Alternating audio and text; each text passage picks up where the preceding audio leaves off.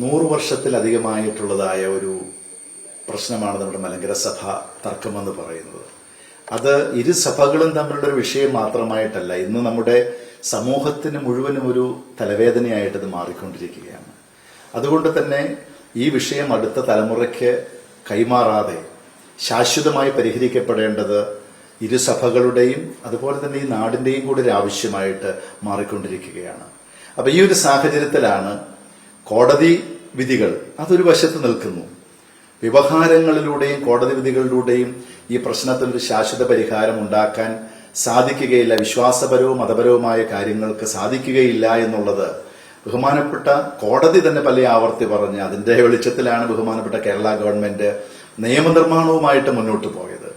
അപ്പൊ ഇവിടെയും ക്രിസ്തീയ സഭകൾ തമ്മിലുള്ളതായ രണ്ട് വിഷയങ്ങൾ അത് സഹോദരങ്ങളെ പോലെ ഒരു മേശയ്ക്ക് ചുറ്റും ഇരുന്ന് ചർച്ച ചെയ്ത് ക്രിസ്തീയ മാർഗത്തിലൂടെ പരിഹരിക്കുക എന്നുള്ളതാണ് ഇതിന്റെ ശാശ്വതമായ പരിഹാരമെന്ന് പറയുന്നത്.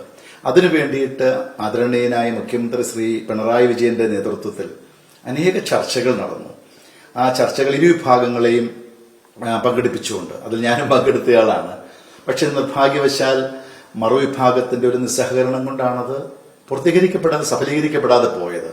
ഇതര സഭാ മേലധ്യക്ഷന്മാർ പല സന്ദർഭങ്ങളിലും അതിന് ശ്രമിച്ചു. അവിടെയെല്ലാം യാക്കോബായ സഭ എന്നും ഈ മധ്യസ്ഥ ശ്രമങ്ങളോട് ചർച്ചകളോട് പൂർണ്ണമായി സഹകരിക്കുകയാണ് ചെയ്തത്. അതുകൊണ്ട് തന്നെയാണ് ഇപ്പോൾ ഓറിയന്റൽ ഓർത്തഡോക്സ് സഭാ തലവന്മാര്, ഏറ്റവും പ്രധാനപ്പെട്ട ഓറിയന്റൽ സഭകളിലെ കോപ്റ്റിക് അതുപോലെ തന്നെ അർമേനിയൻ സഭാ തലവന്മാര് കൈറോയിൽ വെച്ച് ഈ വിഷയം ശാശ്വതമായി പരിഹരിച്ച് മലങ്കര സഭയിൽ തർക്കങ്ങൾ അവസാനിപ്പിക്കാനായിട്ട് ഇരു വിഭാഗത്തിലെയും കാതോലിക്ക ബാവമാരെ കൈറോയിലേക്ക് ക്ഷണിച്ചിരിക്കുകയാണ്. ഈ ക്ഷണമെന്ന് പറയുന്നത് യാക്കോബായ സഭ, സുറിയാനി ഓർത്തഡോക്സ് സഭ വലിയ പ്രതീക്ഷയോടെയാണ് കാണുന്നത്. കാരണം എന്താണെന്ന് വെച്ച് കഴിഞ്ഞാൽ ഇത് ഞങ്ങളൊക്കെ ഉൾപ്പെടുന്ന, ഇപ്പോ മറുവിഭാഗവും ഒക്കെ ഉൾപ്പെടുന്നതായ ഓറിയന്റൽ സഭ കുടുംബമെന്ന് പറയുന്നത്, ആ വിശ്വാസ ഐക്യത്തില് അത് തുടരണമെങ്കിൽ ഈ സഭകൾക്ക് പ്രശ്നങ്ങളില്ലാതെ അങ്ങോട്ടും ഇങ്ങോട്ടും കലഹിച്ചുകൊണ്ട് ഈ ഒരു കുടുംബമായിട്ട് മുന്നോട്ട് പോകാനായിട്ട് സാധിക്കാത്ത സാഹചര്യങ്ങളുണ്ട്. അപ്പൊ അതുകൊണ്ട് തന്നെയാണ് ഇത് അനേകരത് ശ്രമിച്ചിട്ടും ഇതുവരെയും ഫലം കണ്ടില്ലെങ്കിലും ഇതിന്റെ ഒരു ഏറ്റവും അപ്പെക്സ് ബോഡി എന്ന് നമുക്ക് പറയാം. ഈ സഭകളുടെ തലവന്മാര്, പാത്രിയർക്കിസ്മാര് അതിനെ വിളിച്ചു കഴിഞ്ഞപ്പോൾ യാക്കോബായ സഭ പൂർണ്ണമായിട്ടും അതിൽ പ്രത്യാശ വെക്കുകയാണ്. അതിൽ ഞങ്ങളുടെ ഭാഗത്ത് നിന്ന് സഹകരിക്കും. പിന്നെ മറുവിഭാഗത്തിന്റെ പ്രതികരണത്തെക്കുറിച്ച് പറയുകയുണ്ടായി.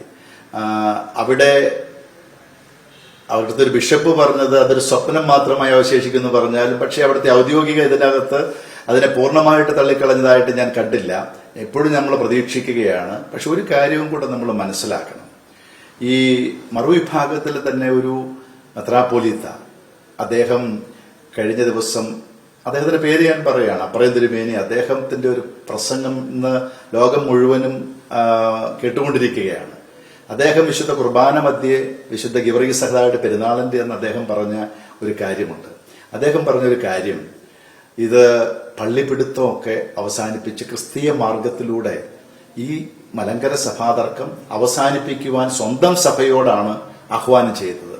യഥാർത്ഥത്തിൽ 60ഓളം പള്ളികൾ ഞങ്ങളുടെ പള്ളികള് പിടിച്ചുകൊണ്ടുപോയി. അപ്പോൾ ഇത് ഓർത്തഡോക്സ് വിഭാഗത്തിൽ മെത്രാപ്പൊലീത്തായുടെ മാത്രം ഒരു വികാരമല്ല, ആ സഭയിലെ ഭൂരിഭാഗം വരുന്ന മെത്രാപ്പൊലീത്തമാരും വൈദികരും വിശ്വാസികളുടെയും വികാരമാണെന്നുള്ളത് മറുവിഭാഗത്തിലെ നേതൃത്വം ഉൾക്കൊണ്ടുകൊണ്ട് ഈ സാഹചര്യത്തെ നഷ്ടപ്പെടുത്തരുത് എന്നുള്ളതാണ് എനിക്ക് പറയാനുള്ളതിനകത്ത് ഏറ്റവും പ്രധാനപ്പെട്ട. ദുരഭിമാനവും അതുപോലെ തന്നെ ദ്രവ്യാഗ്രഹവും അങ്ങനെയുള്ള കാര്യങ്ങളൊക്കെ അങ്ങ് മാറ്റിവെച്ച് ക്രിസ്തീയ സാക്ഷ്യത്തോടുകൂടി മുന്നോട്ട് പോകാൻ രണ്ട് സഹോദരീ സഭകളായിട്ട് നമുക്ക് മുന്നോട്ട് സഹകരണത്തിലും സഹവർത്തത്തിലും വ്യവഹാരങ്ങൾ അവസാനിപ്പിച്ച് സാക്ഷ്യത്തോടുകൂടെ മുന്നോട്ട് പോകാൻ മറുവിഭാഗം തയ്യാറാകണമെന്നുള്ള ഒരു അഭ്യർത്ഥനയും കൂടെയാണ് ഈ സന്ദർഭത്തിൽ എനിക്കുള്ളത്.